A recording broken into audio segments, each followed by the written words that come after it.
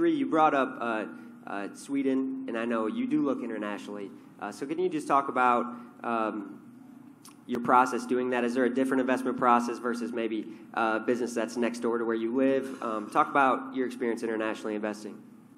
Yeah. So currently about 50% of the portfolio is outside the U.S. It's a fairly concentrated portfolio of just 9 names.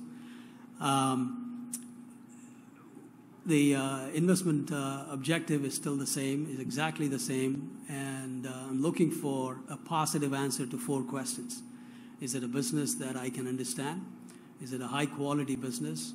There is some quantitative analysis involved in that high quality. Is it a business owned by honest, competent management teams? And is it available at a reasonable valuation? So those are the 4 questions, and I'm trying to get a positive answer to all those 4, irrespective of where the company is located, where the company is doing its business. So recently, on that point, there was actually a book released, Global Outperformers. I'm not sure if you've read that. The book is about 1,000% plus performers over the last, I don't know how many number of years, but across the globe. And of course, the top 5 countries are, United States and China and Japan. The other 2 are sort of surprising entries. One is India, and the other one is Sweden.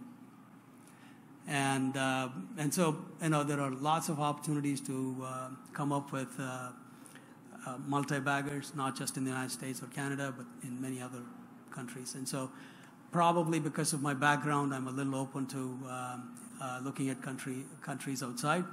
But when I say I'm global, I'm not necessarily interested in, say, Nigeria or Mongolia. Nothing wrong with them, but I don't have any edge in terms of those types of countries.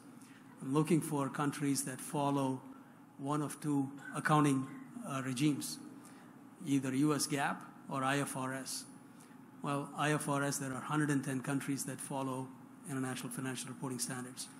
And so I sort of overlay a couple of other constraints. The filings have to be in English, and local governance, IP laws, have to be something that I can appreciate.